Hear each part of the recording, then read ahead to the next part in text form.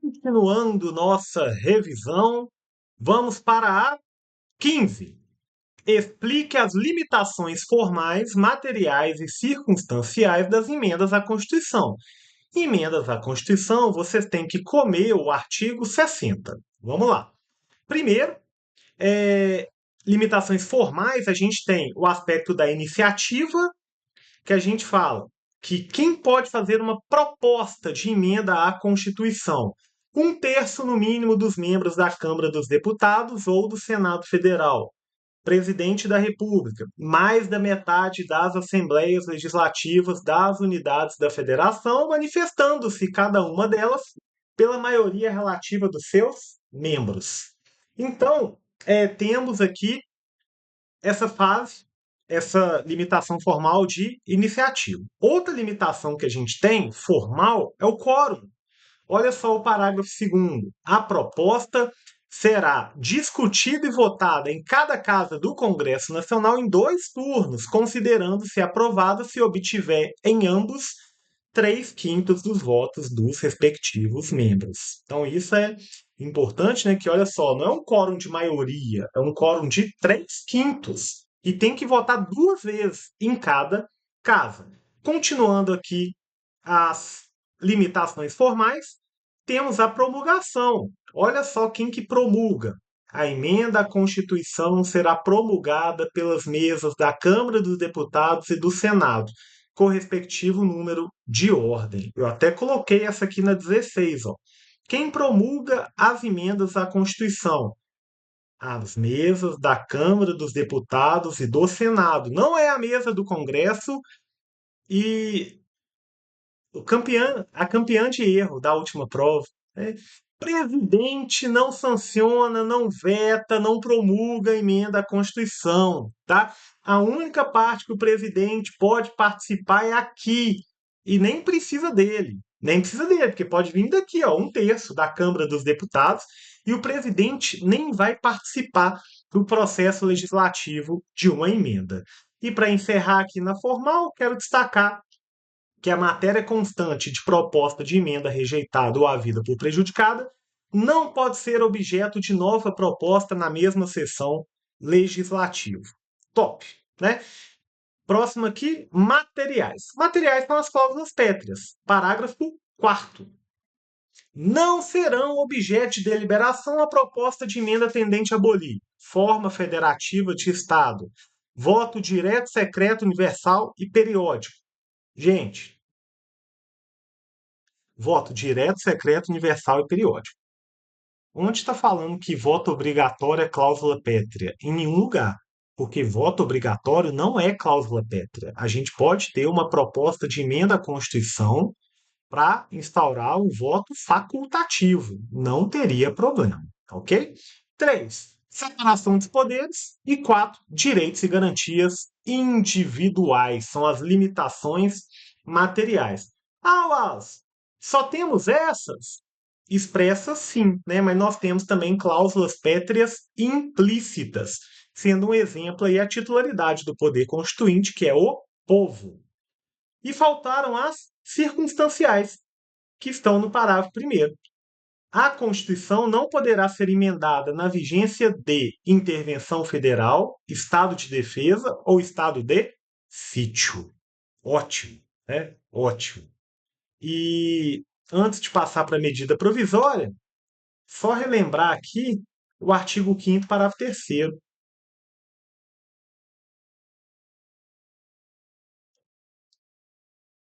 Os tratados e convenções internacionais sobre direitos humanos que forem aprovados em cada casa do Congresso Nacional em 2 turnos por 3/5 dos votos dos respectivos membros serão equivalentes às emendas constitucionais.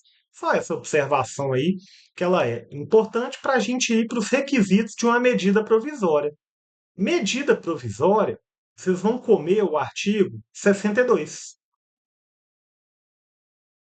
Deixa eu achar aqui. Artigo 62. Quais são os requisitos? Relevância e urgência, tá? Relevância e urgência são os requisitos da medida provisória. E relevância e urgência aqui, gente, é um juízo político, tá? Discricionário. Presidente da República que vai fazer. O judiciário só vai intervir se ficar caracterizado um abuso. 18. Uma medida provisória pode ser aprovada tacitamente? Não mais. Não mais. Antigamente, não é que ela era aprovada tacitamente, ela permanecia vigente. Ela permanecia vigente. Mas hoje, pessoal, a gente tem um prazo para que haja uma deliberação. Um prazo para que haja uma deliberação. Quando a gente fala aqui das medidas provisórias, né, que vocês vão ver no artigo 62, tem um prazo aqui, né, de uma apreciação de 60 dias, que é prorrogado automaticamente, né, por mais 60 dias. E se não votar, acabou.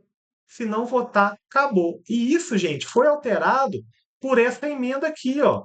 Essa emenda constitucional número 32. E ela falou que, olha só, artigo 2º dessa emenda 32. As medidas provisórias editadas em data anterior à da publicação desta emenda continuam em vigor até que a medida provisória ulterior as revogue explicitamente ou até a deliberação definitiva do Congresso Nacional.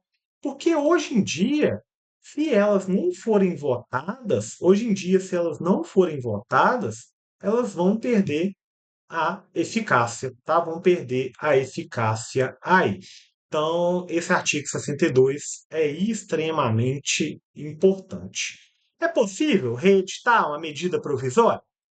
Está na 19, né? Parágrafo 10. É vedada a reedição na mesma sessão legislativa é o período de um ano, de medida provisória que tenha sido rejeitada ou que tenha perdido sua eficácia por decurso de prazo. Ótimo. Né? Então, na mesma sessão legislativa, a rejeitada ou que não foi deliberada não pode. 20. Vedações para se tratar de medida provisória. Está lá no parágrafo 1º. É vedada a edição de medidas provisórias sobre. E aqui, gente, tem várias, tá? Ó, relativa a nacionalidade, direitos políticos, direito penal, processo penal e processo civil. Depois vocês dão uma olhadinha aí. Reservada a lei complementar, não pode, né? Porque ela tem força de lei ordinária, então você não pode fazer uma MP de matéria de lei complementar. Ótimo. 21. O que são as leis delegadas? Lei delegada, nós temos artigo também, artigo 68, tá? Artigo 68. A lei delegada, pessoal, ela é elaborada pelo presidente da República. E ela é diferente porque ela vai pedir a delegação do Congresso Nacional. Ela vai virar para o Congresso Nacional e falar: me dá a delegação para eu poder fazer uma lei? Né? Eu quero fazer uma lei. Posso, Congresso Nacional? O Congresso Nacional vai decidir, quórum aí de maioria simples, e vai elaborar uma resolução. E essa resolução vai especificar o que pode ter nessa lei delegada. O presidente elabora, promulga e publica. Ah, mas o presidente exagerou. O presidente ultrapassou os limites. Aí, o Congresso Nacional ele vai poder suspender a lei delegada. Essa é a delegação em regra, típica. Só que tem também a delegação atípica, estrita, né? Essa delegação atípica, imprópria, melhor dizendo, que está no parágrafo 3º, faz que o Congresso Nacional até permite que o presidente faça, mas antes dele promulgar e publicar, ele pede para voltar para o Congresso. Poxa, mas ele perde um pouco o sentido, né? Mas a ideia é o seguinte: na lei delegada típica, o presidente, uma vez que teve a delegação, edita, promulga e publica. Pronto, já está produzindo efeitos. Na atípica, não. Ele edita, aí fala, Congresso, dá o ok antes, né? Dá o ok antes. Seria esse o raciocínio. Deem uma lida no artigo 68. 22. A sanção ou veto presidencial em proposta de emenda constitucional, Lei delegada, decreto legislativo e resolução? Não. Não tem sanção ou veto presidencial em PEC, lei proposta, né, de lei delegada, decreto legislativo e resolução. Não tem. Cuidado com isso, tá? Cuidado com isso, porque vocês confundem muito isso, né? E vocês viram na última prova, principalmente emenda à Constituição, que a gente pensa, né? A gente fica com aquela ideia que o presidente é a pessoa mais importante do planeta, né? E tem um propósito de emenda à Constituição que ele pode nem participar, que absurdo, né? Cuidado aí para não confundir isso. Certinho? Então, não tem sanção ou veto presidencial em proposta de emenda à Constituição, lei delegada, decreto legislativo e resolução. Ótimo. 23. Fechamos o processo legislativo e a gente já vai aqui para o executivo. E eu perguntei, gente, como que se dá a investidura de um presidente da República? Qual que é o sistema eleitoral que ele adota? Majoritário absoluto. Qual que é a diferença do majoritário simples para o majoritário absoluto? No majoritário absoluto tem a possibilidade de segundo turno. Ele tem que conseguir a maioria dos votos válidos. Se não conseguir em primeiro turno a maioria dos votos válidos, terá segundo turno. Mandato, 4 anos. Pode reeleição, se for na sequência, uma vez, né?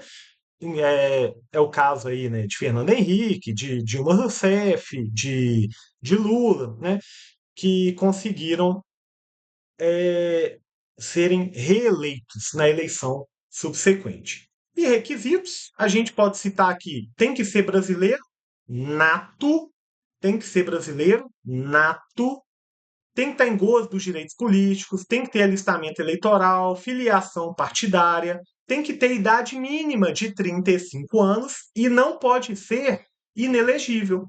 E quando a gente fala de inelegibilidade, a gente lembra daquelas lá que não pode ser inalistável, não pode ser analfabeto, não pode um terceiro mandato consecutivo, e tem inelegibilidade também por parentesco, tá?